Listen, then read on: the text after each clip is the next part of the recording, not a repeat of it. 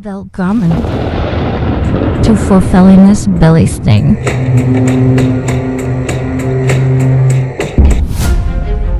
A show dedicated to aligning a journey to a better mental health using the understandings of the ancient Norse. Join us each weekday morning at 7 a.m. Alaska time.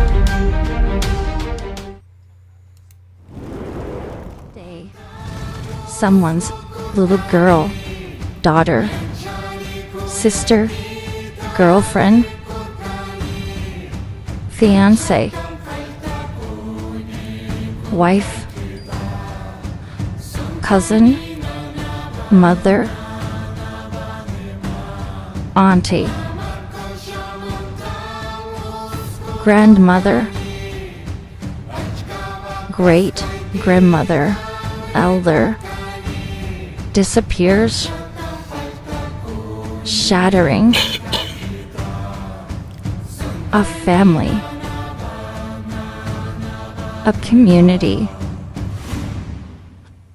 the world.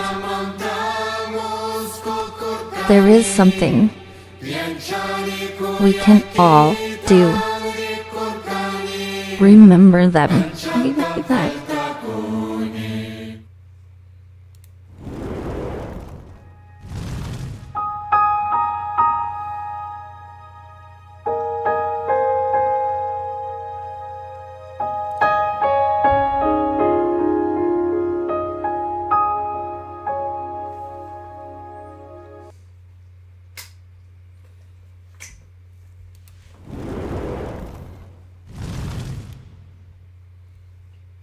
God Morgen, and happy Freyja's Day to you. Today we talk about the goddess Freyja and her ability to manipulate energies throughout the universe, both intrinsic and extrinsically. So today I want to talk about how we have the choice to bring back energy and where we focus our energy each and every day. Before I get started today, as always, I want to give a huge shout out to all of you who have liked, followed, subscribed, clicked on, viewed, all of the interactions with all of the different platforms that this show is broadcast on, whether it be the audio version of it or certainly the video. Whatever it takes to get this message out even further, that people may hopefully find something that resonates with them to help obtain or maintain their mental space. If you happen to find yourself in a place where you've got a few extra coins, by all means, find our tip jars. The links are located throughout the video, and every little bit goes directly into either these electronic platforms or certainly our travels around the countries that we visit each and every day. Helps us to find those individuals who are really looking to combat potentially extreme PTSD or other traumatic events that have really kind of damaged their ability to find a better mental space. So I also want to give a huge shout out to my friends and family at New Reality TV. newrealitytv.com is a streaming channel dedicated to offering us a plethora of perspectives that can help us to find things that resonate with our state of mind and help us to find that better mental space. If you find yourself with questions, who I am, more about my teachings, my shows, certainly all of the different interfaces to me, including our life coaching service, by all means, check out my website, norsewhispers.com. Today we're talking about Freyja, but as important as she is in our everyday lives, Freyja brings an understanding of energy. She was recognized by the Norse and even the Germanic tribes. She's actually noted in the historical record before the Norse really came to be what we recognize as the Norse. She's actually recognized as far back as the Germanic tribes that were much further south of the Norse. We find in my prayers to Freyja, she speaks quite frequently of her connection from the Celtic recognition of the goddess Danu. Danu, of course, being the mother god of the Celts, and certainly we find her very present and kind of centralized in the Celtic beliefs. So we really see a fairly close connection spiritually between the figure that was recognized as Danu and the figure that's recognized as Freyja. What these ladies represented really in the big picture of things was the understanding of universal and individual energies, magic. They both possessed a very powerful connection to the lands and to the powers of those lands. So very frequently we will read or understand about these ladies was that they really knew how to manage all of the energy within their lives. So with Freyja, of course, we see her being recognized as the goddess of love and the goddess of war, whereas many would kind of assume those were diabolically opposed forces. They are not. Obviously, for us to wage war, oftentimes we find ourselves in a place where we just love. We have so much of a love and a concern for those things behind us that we're willing to battle that which is in front of us.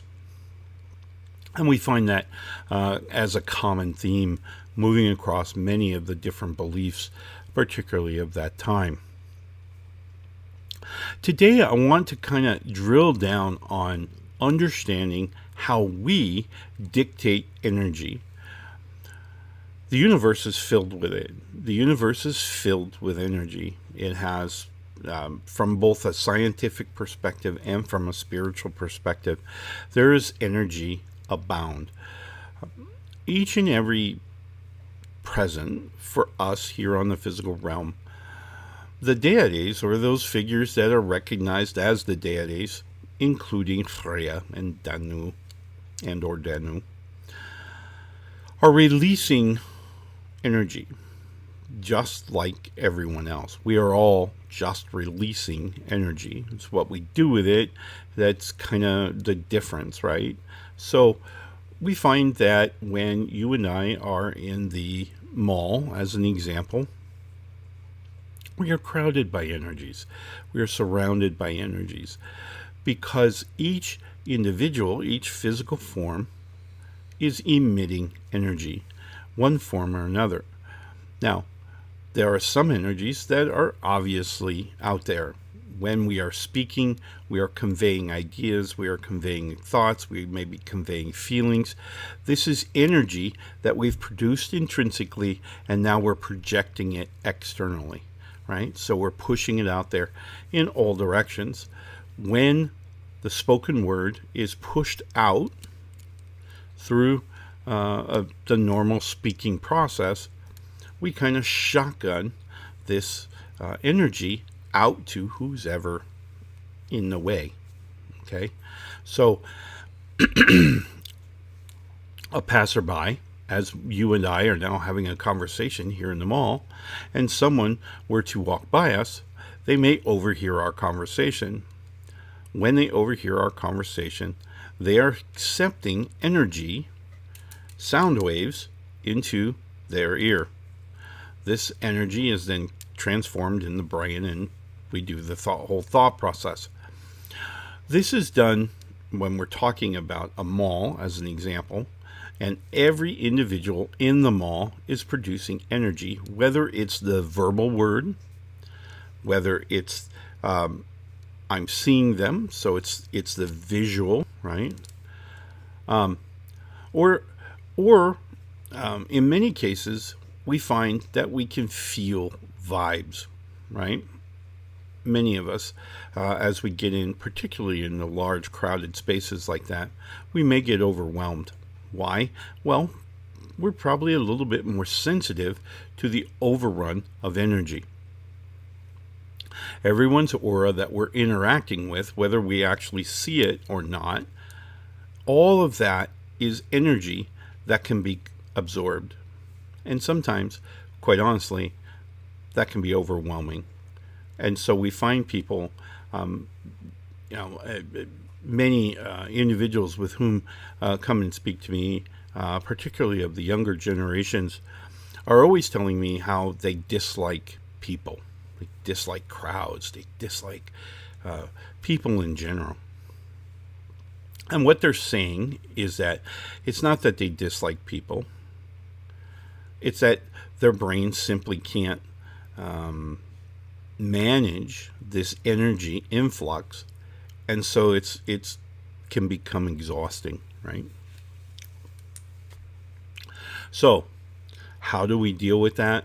Well, later in the show, I want to talk to you about managing your own energy, because you can deny energy, or we can accept it. The choice is ours, right? So we really have the choice as to what energies we're going to allow and which ones we're not. Many people don't recognize the idea that they have the ability to actively manage these energies coming into our brain every minute of every day. When we, as physical forms, focus our energy, and I'm going to use the term third eye. I'm going to use it a lot because I've been taught now that the third eye is simply your imagination, what you're focused on within your imagination. So you're going to shut off your visual input, and you're going to allow your memories and your imagination to now put images, right, kind of that you're focused on, that you're concentrated, but it's not visual stimuli. It's imagery within the mind. Okay? So that's really what the third eye is. Now, the third eye is really important because what the third eye does is it allows us to project through our aura energy. So oftentimes, a friend may come to us and they'll say, I'm really feeling bummed about this. This is a really bad thing that happened to me, whatever the case, right? So they're in kind of a bad place, right? Darker place. And so what do? We say, I really care about you. I'm really sorry for this event. How can I help? And so we're going to start bringing our focus down to this individual and their particular situation. Well, when we do that, we're projecting energy. What kind of energy? That's up to us. But we're projecting energy in their direction. Now, most often than not, this energy is positive. It's an energy of light. So it's illuminated, right? I really feel for what you're going through. Well, we probably don't want to use, if I say I feel what you're going through, more of an empathetic type of approach, we're sending neutral energy. That's all that can be included in empathy, is neutral energy. If we say, and we put in our third eye, this idea of, maybe a person is sick or they're injured and we want to see them healed, so we put that image into our third eye. We now focus, we send energy. Now we're sending positive, illuminated, focused energy from us to them, right? So that's a real key piece, is if I say, even in my mind, when I'm constructing this energy to send to this other person, I say, I really feel bad about your situation, right? So I have that sympathy, right? And when I say I feel bad, I neutralize the energy. So now I'm just sending energy. Why? Because emotional energy is neither positive nor negative. It is simply energy. A lot of people immediately try to make this polarity call. Oh, that's negative. Oh, that's positive. Oh, that's this or that. This is other. It's not, right? Most energy, I would say the lion's share, is either positive or negative. Negative energy can only be created within the human mind. It exists nowhere else in the universe. So everyone's stories about demons and the devil and all of those things is simply our interpretation of an energy. It's not real. It doesn't exist in the universe. It can't. Okay? A perfect example of this is if you were to take a gallon of water, and it's clear, beautiful water, okay? If we were to take next to that gallon of water is a very small glass, very, very small drinking, like quarter shot, I mean, maybe even a teaspoon, all right? And we drop food coloring into the teaspoon as an example. Notice we see a very if we use black dye as an example, the drops in the teaspoon make it very black, right? This is our own mind, okay? But then we take the same drops, same amount of drops, and we're going to drop them in the gallon of water. The gallon of water dilutes this dye, kind of scatters it around, and essentially neutralizes the dye. And it's not until the dyes outweighs or outnumbers the clear water that we actually begin to see the recognition of this color, right, in this gallon of water. Same thing with energy, except that we have all of existence, both physical and spiritual realms, to dilute negativity. So when we're talking about energy and people go, oh, this is horrible and this is that and that, no, it's simply energy. How we manage it, how we recognize it, how we bring it into our system is purely up to us.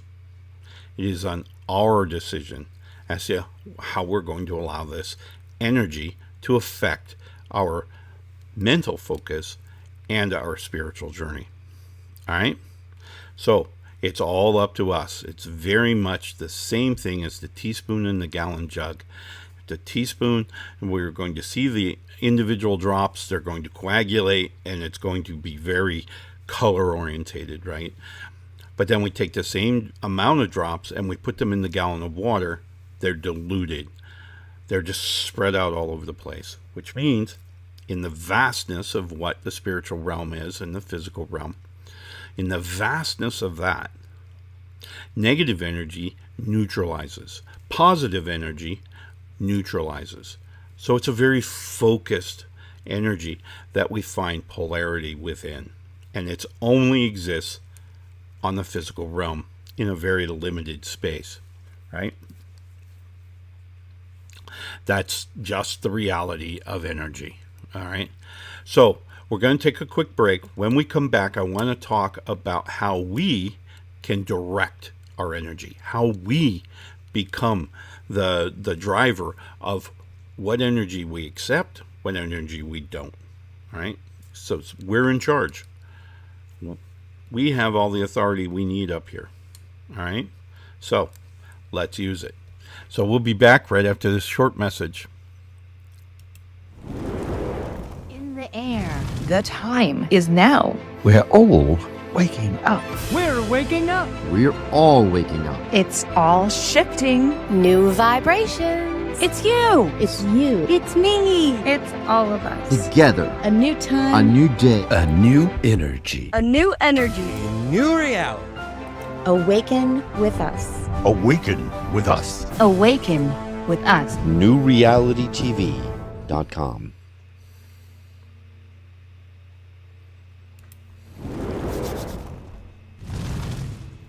All right, hey, welcome back, and thanks for taking that quick break. I really want to give a huge shout out to New Reality TV. Trust me, if you go there, check out a few of the shows. There's got to be something there that resonates with you that'll help you get back that mental space. So check them out. Today we're talking about Freyja, and we're talking about the management of energy in our everyday lives. And I also we talked about just before the break is this idea that energy doesn't have polarity until we assign it. Okay? As it's traversing across our aura, as it's traversing across the vastness of the spiritual realm, it is a neutral energy. It's just energy. And it's not until we interpret it do we kind of change its state into a polarity, whether it's illuminated or negative. All right? So, as I mentioned before, in other shows for sure, but there are essentially two forms of energy as far as how we decide to interpret it. One is this illuminated energy, and this is where the energy that we're receiving contains some level of intellect. Now, a lot of this energy that we're going to receive has the potential of illumination, but it's not illuminated just yet. It won't be illuminated until we process it and actually store it in memory. So, when we talk about energy, what we're talking about when we're talking about you as an example, and you're out doing your thing, getting a cup of coffee at a coffee shop, maybe visiting a whatever store or mall or a sporting event or wherever you are, as you're going about your day, you are emitting energy. And that energy that you're emitting is your mood. All right. Remember, we talked about in our thought process where one of the first steps that our brain takes in absorbing, particularly sensory input, is this idea of putting it through the filter of a mood. What are we seeing? And what I mean by that is when we're in certain moods, our brain will highlight certain things within our experience, versus if we're in a different mood, different things are highlighted. Same experience, same vision, same everything we got going on is the same, but yet our mood dictates what part of the scene we're going to see. And it's for everything. Every experience in our life is kind of divided by what we see. Right? Because our brain is only going to go through the interpretation. It's only going to process that which we see. Right? So the mood that we're in and that we're emitting, right? Because we're pushing that energy out. But it sets what we actually can see or hear or smell or taste or touch. Right? There's no way around our brain until we decide to change our mood. Okay, so if we're in a negative mood, a very grumpy mood, as an example, and we're out seeing the world, firstly and foremost, we're producing a negative energy through our aura that's broadcast. But more importantly, there are certain things within our experience of reality that we'll be able to see, versus those things that support the other side of the coin, or a joy and a happiness, the beauty of life and living.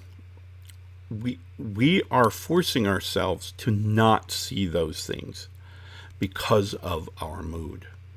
So this is real important, and it helps us to understand when we're seeing a lot of negativity in our world and things that we don't really want to see,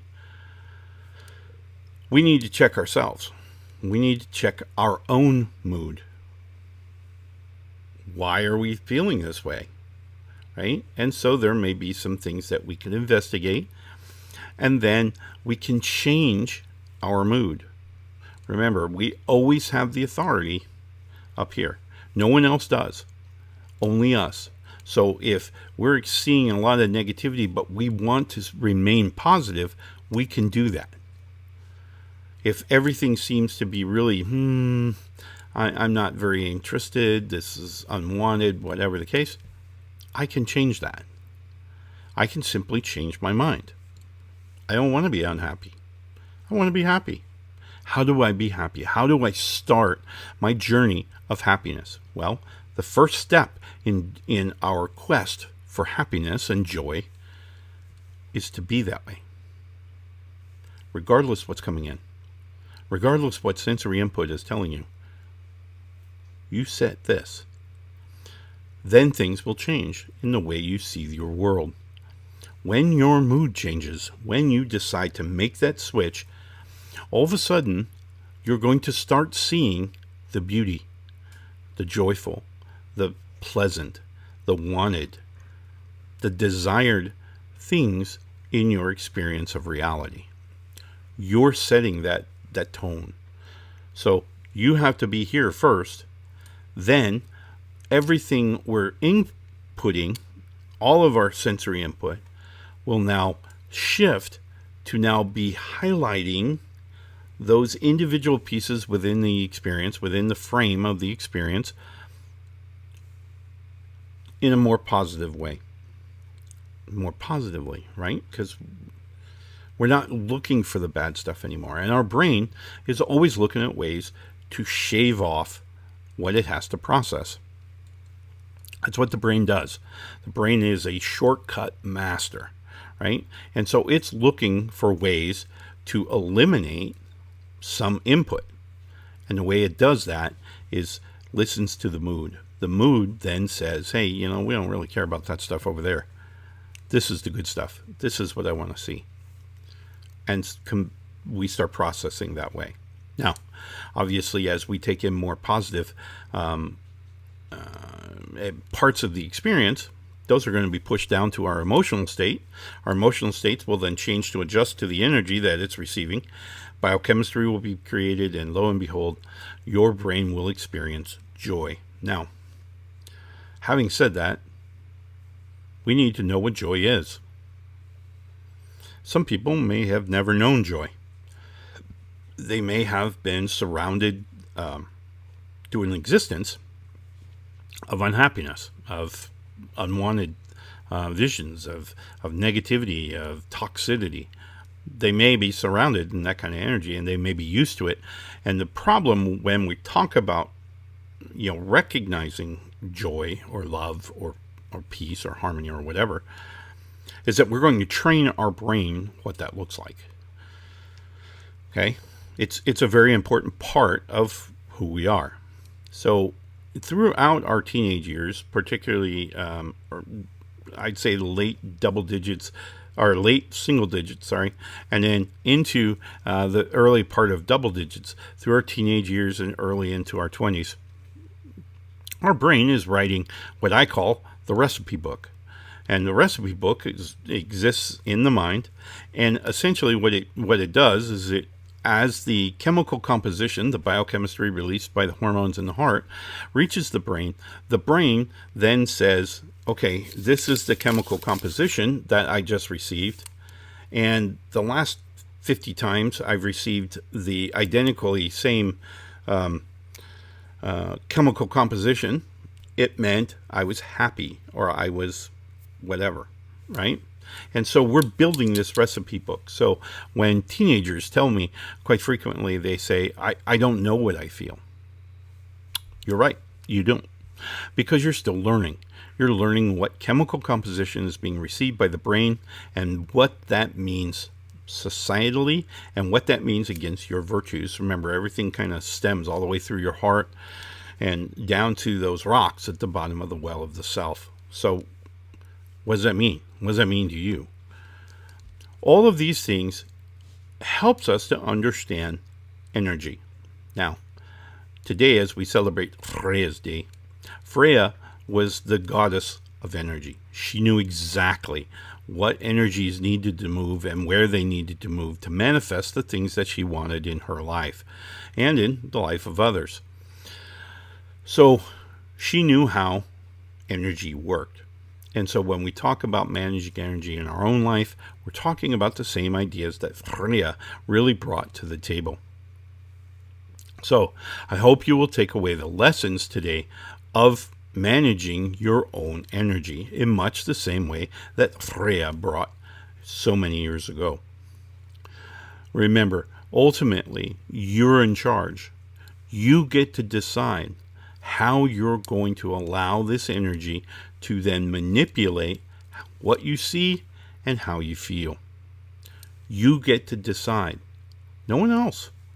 I mean, they can do their thing, they can spew their toxicity, they can spew their negativity, but you have a choice as to whether you're going to accept it or not. And what I mean by accepting is sometimes it means walking away. Hey, look, man, you're too toxic for me. I'm out. Peace. Later. Boom. Right? And, when they chill out, hey, we can be friends again. But I just don't need the toxicity. I don't need the negativity. I don't need that type of energy right now. I really need positivity. I need illumination. I need, healing and growth. And so you get to decide whether it's physically distancing ourselves from those people or ignoring them, just ignoring that energy. And we can do that. You have all the authority to, if somebody's spewing their toxicity and it's just, yeah, whatever, dude. Yeah.